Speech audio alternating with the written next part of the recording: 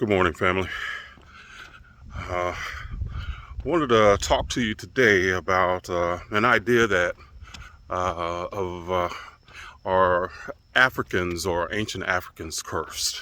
Okay, and I know a lot of times within the African diaspora, we wonder why that we've had to endure so much pain, really because of our black skin, and dealing with racism and white supremacy.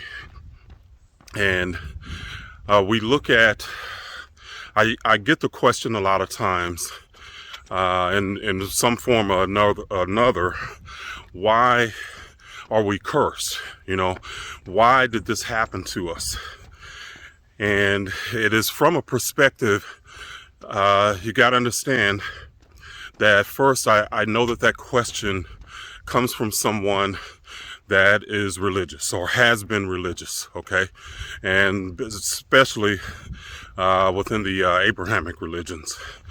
I'm talking a little bit or breathing a little hard because I'm walking up some hills this morning. But basically, that's the idea that in some kind of way, shape, or form, we've been cursed. And we are paying for that curse. And that idea is even born out of biblical teachings that Ham was cursed by Noah. And Ham was supposed to be the descendant of, or we're, as black people, according to the Bible, supposed to be descendants of Ham. Okay?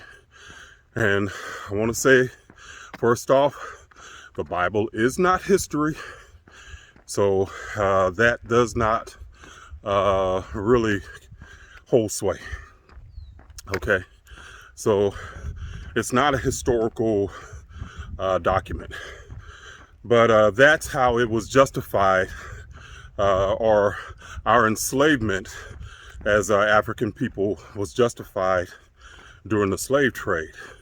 Is that because of that curse, basically, it was justified to enslave us, okay? Now, let's get to, so I had someone ask me, did Africans basically go against some sort of natural law as the reason for their enslavement, okay? And just the reason for Africans living the way that we do around the world. So first of all, ask this question. And that question, again, is coming from the idea of we're having to be cursed. And we have not been cursed. So think of it again in this context. Why is it not possible that natural law is what all civilizations deal with, okay? Because any great civilization has risen and fallen. And you can look at the ancient Greek and Roman civilizations as prime examples. The Greek civilization came out of the dust, seemingly, and then vanished almost as quickly. But over a period of about 300 or 400 years, that civilization rose, reached its zenith, and fell. The Roman Empire fell, rose, reached its zenith, and fell. It was about 300 years. There was a time that the British Empire was one of the biggest empires on the planet. So there was a saying that they had that the sun never set on the British Empire. But again, it rose and fell, okay? Why is it that we as Africans look at ourselves as something different than any other civilization, okay? And the reason that is because we look at ourselves as some way defective, okay? We look at Africans and we categorize ourselves in defective ways all the time. And that, again, is just due to negative programming, okay? And we have to reorient our minds to The idea that it's not about us being cursed, it's just about the natural cycle of things. Everything goes up and everything comes down. That's just a natural cycle. Everything goes in cycles. You as a human being, you're going to rise, and then at some point you're going to die. It's just a natural cycle. Nothing in creation stays the same forever. Okay? That's again this idea of a perfected state where nothing ever changes. And that's just not the way that the universe works. That's not how universal laws work. So the ancient African civilizations, we were not cursed.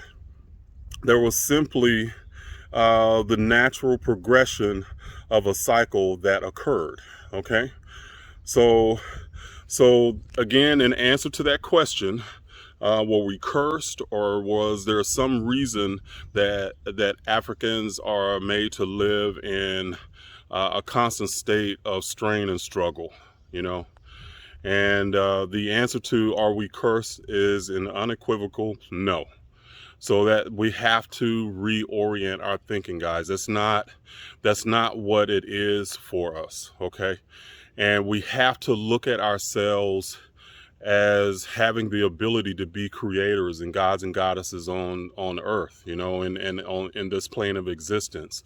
And if you're constantly looking for ways to confirm these negative ideas, then there's no way that you can rise to that God goddess possibility and become a creator. Okay, so no curses. The way that the Bible has been taught to us, and you gotta consider, especially here in the United States, and I know there's probably other places around the world too, but Black people were given a Bible and then not even permitted to read it.